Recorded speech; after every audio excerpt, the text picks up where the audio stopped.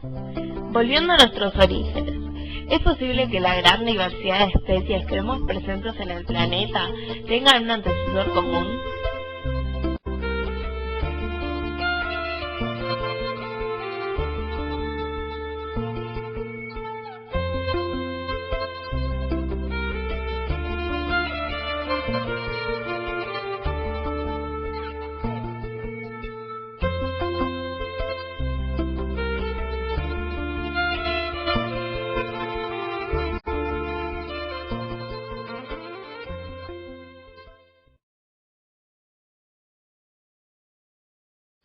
Gregor Mendel fue un monje austríaco que descubrió, por medio de trabajos que llevó a cabo con diferentes variedades del guisante, denominación científica Pisum sativum, las hoy llamadas leyes de Mendel, que rigen la herencia genética.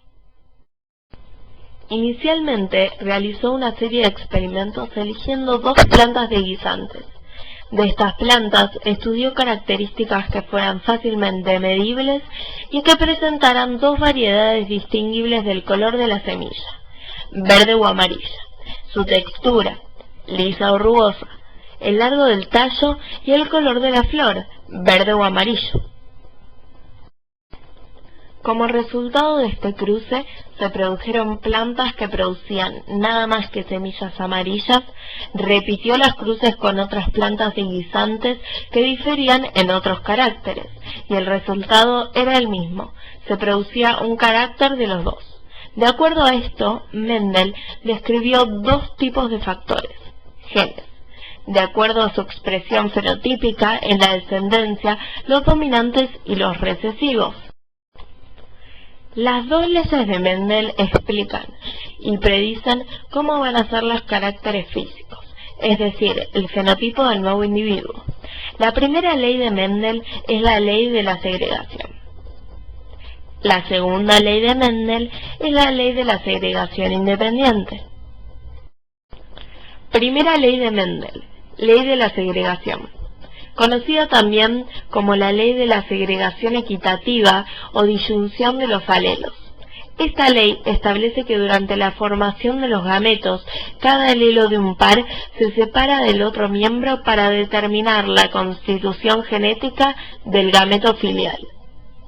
Es muy habitual representar las posibilidades de hibridación mediante un cuadro de Punnett.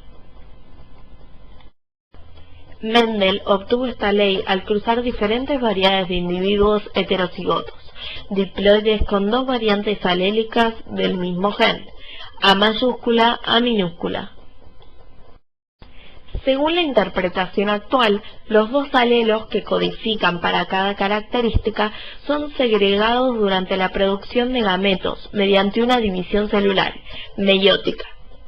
Esto significa que cada gameto va a contener un solo alelo para cada gen, lo cual permite que los alelos materno y paterno se combinen en el descendiente asegurando la variación. Para cada característica, un organismo hereda dos alelos, uno de cada pariente. Esto significa que en las células somáticas, un alelo proviene de la madre y otro del padre. Estos pueden ser homocigotos o heterocigotos. Segunda ley de Mendel, ley de la segregación independiente. En ocasiones es descrita como la segunda ley. Mendel concluyó que diferentes rasgos son heredados independientemente unos de otros. No existe relación entre ellos. Por lo tanto, el patrón de herencia de un rasgo no afectará el patrón de herencia de otro. Solo se cumple en aquellos genes que no están ligados en diferentes cromosomas o que están en regiones muy separadas del mismo cromosoma. También existe otra ley de Mendel, la ley de la uniformidad. Esta ley establece que si se cruzan dos razas puras para un determinado carácter, los descendientes de la primera generación serán todos iguales entre sí. Igual fenotipo e igual genotipo, e iguales en fenotipo a uno de los progenitores. No es una ley de transmisión de caracteres, sino de manifestación de dominancia frente a la no manifestación de los caracteres recesivos. Por ello, en ocasiones, no es considerada una de las leyes de Mendel. Indica que da el mismo resultado a la hora de descomponerlo en fenotipos.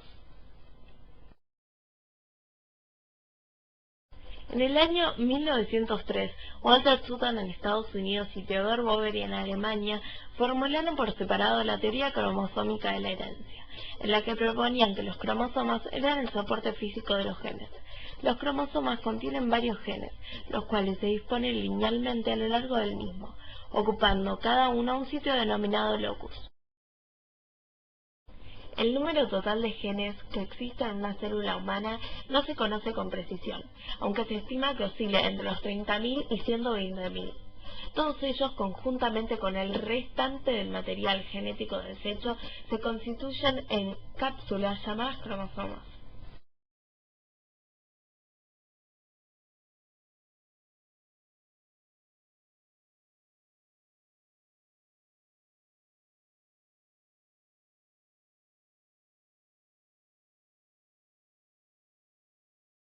Las mutaciones son alteraciones estables del material hereditario.